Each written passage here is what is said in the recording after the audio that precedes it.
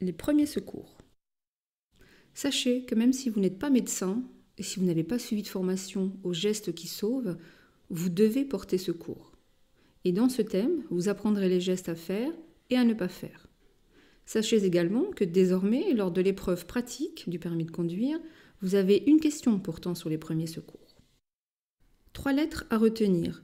P-A-S. Protéger, alerter, secourir. Voyant comment réagir face à un accident de la route. En arrivant sur les lieux de l'accident, la première chose à faire est de protéger les lieux, en les balisant, en les sécurisant afin d'éviter le suraccident. Utilisez les feux de détresse, le triangle, éclairer la zone s'il fait nuit. Dégager une victime peut être risqué pour la victime et pour vous. C'est pour cette raison que ça doit rester très exceptionnel. Mais si la victime se trouve en danger, la voiture prend feu, la victime est au milieu de la route, il est bien évidemment obligatoire de faire le nécessaire pour la dégager. Deuxième phase, alerter. Il faudra rapidement appeler les secours. Vous pourrez le faire à l'aide des bornes d'appel d'urgence, vous êtes immédiatement localisé. De votre téléphone portable, en composant le 112 partout en Europe. Les secours pourront être également avertis grâce au système e-call. Ce système, qui deviendra obligatoire en avril 2018, permet d'augmenter les chances de survie lors d'un accident, surtout quand celui-ci a lieu en race campagne. Le système permet d'alerter les secours en cas d'accident, soit automatiquement, lorsque les airbags se déclenchent, soit manuellement, par une touche SOS. Vous êtes alors immédiatement géolocalisé. Je vous rappelle que plus vite vous serez pris en charge, plus vos chances de survie augmenteront. Sachez qu'il existe également un numéro d'urgence nationale, le 114, uniquement accessible par SMS ou fax, pour les personnes avec des difficultés à entendre ou à parler. Envoyez un SMS avec le plus d'informations possible. Qui, quoi, quand, où, combien. Une fois le SMS reçu, les agents du 114 feront le nécessaire auprès des services d'urgence.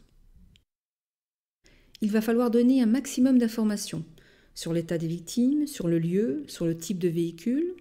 Si c'est un véhicule transportant des matières dangereuses, une ou plusieurs plaques oranges, comme celle-ci, se trouvent sur ce véhicule. Pour vous, ces chiffres ne veulent rien dire, mais pour les secours, ça permet d'identifier la matière transportée. Bien souvent, les services de secours donnent des consignes afin de vous guider. Il n'est pas toujours facile de réagir ou de garder son calme face à une situation d'urgence. Surtout, ne raccrochez jamais avant que les secours ne vous le demandent. Troisième phase, secourir.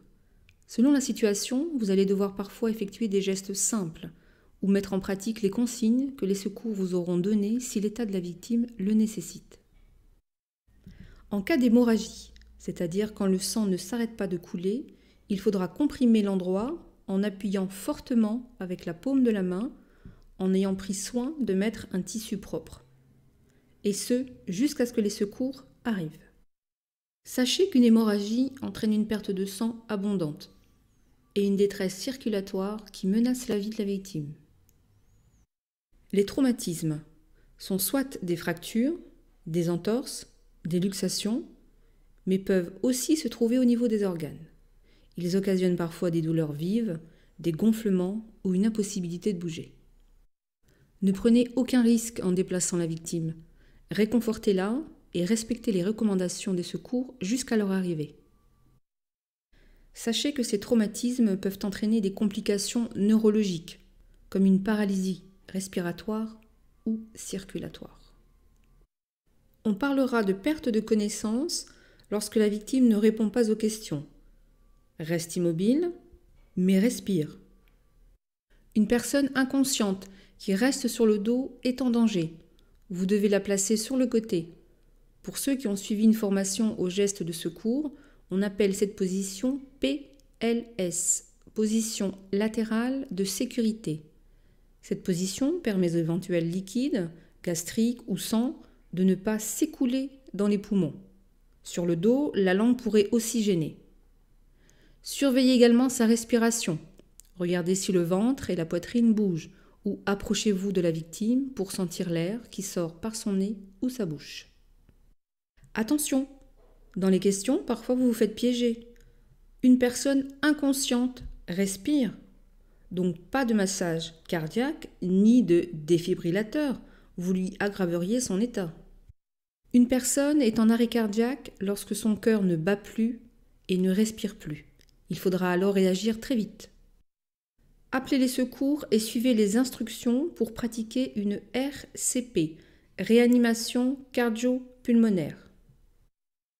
Si un DAE, défibrillateur automatisé externe, se trouve à proximité, c'est encore mieux. Pas besoin de compétences particulières pour l'utiliser. Dès sa première mise en service, une voix vous guide et l'appareil fait lui-même le diagnostic et déclenche les chocs électriques si nécessaire. Quand vous êtes face à une personne en arrêt cardiaque, chaque minute compte. La mort de la victime peut survenir en quelques minutes. Réagissez vite, vous lui sauverez la vie. Que ce soit lors d'un accident de voiture, d'un accident domestique ou autre, désormais vous connaissez les procédures pour venir en aide aux victimes. Je vous rappelle que de ne pas porter secours ou déclencher un secours est grave, c'est un délit. Vous encourez jusqu'à 5 ans de prison et une amende de 75 000 €.